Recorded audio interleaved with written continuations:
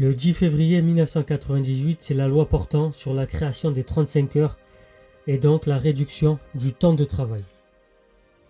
Les 35 heures apparaissent comme une mesure inévitable, une victoire de plus du progrès social et une amélioration considérable de la vie quotidienne des Français.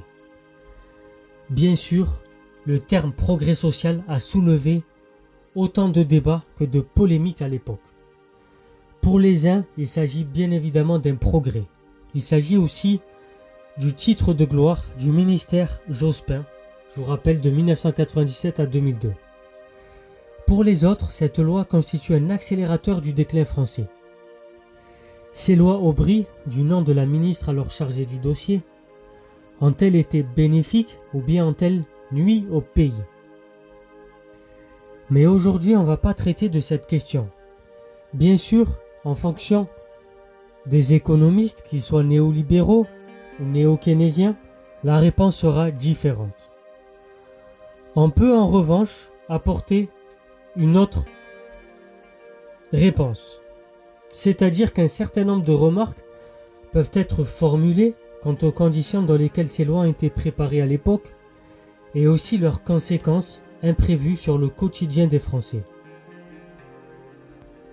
Je vous rappelle le contexte de l'époque de cette loi des 35 heures. Elles ont été pensées dans l'urgence d'une campagne et d'un programme à construire à la hâte. Surprise de la dissolution voulue par le président Chirac en 1997, je vous le rappelle. Elles sont donc la réponse des socialistes à la crise de l'emploi qui gangrène la société française depuis 1984.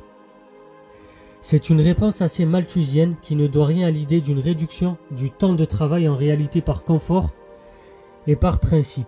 Pourquoi? Parce qu'en limitant le temps de travail, on prétend pouvoir le redistribuer plus largement, à plus de monde, pour que tout le monde puisse manger du gâteau, faisant des parts plus modestes, plus petites.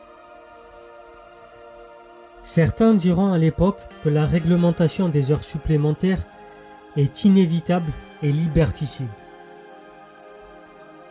Il y a aussi le côté pervers des 35 heures. Pourquoi? Ce sont les salariés les plus modestes qui ont principalement recours aux heures supplémentaires.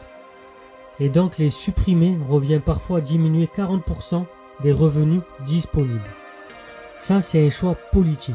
On a vu que Nicolas Sarkozy plus tard avait décidé donc de ne pas taxer les heures supplémentaires, que ce soit du côté du patronat ou bien des salariés. On y reviendra aussi d'un point de vue économique. Ça a eu des effets notamment en termes de cotisation pour les retraites, etc. On y reviendra. En fait, de prime abord, ça a été très bien, mais en creusant un peu plus, est-ce que ça a été réellement une amélioration et un progrès social? Je parle ici de la défiscalisation des heures supplémentaires sous Nicolas Sarkozy. En tout cas, on y reviendra dans une vidéo spécifique. Et maintenant, on peut se poser la question des heures libérées. Leur usage est bien sûr variable en fonction des personnes. Est-ce encore un progrès social quand elles sont consacrées pour l'essentiel au travail domestique non reconnu et non rémunéré? Enfin, la dernière interrogation, c'est quelle étrange évolution qui raccourcit d'un côté le temps de travail hebdomadaire, mais augmente de l'autre le nombre d'annuités nécessaires au bénéfice d'une pension de retraite à taux plein. Encore une fois, ça c'est un choix politique. Et par rapport au côté positif maintenant des 35 heures, l'INSEE avait réalisé un bilan officiel en 2020 et donc ils en avaient conclu que les 35 heures étaient responsables de la création de 350 000 emplois donc sur cette période, et notamment grâce aux allègements de charges sociales offerts par l'État pour accompagner la réforme.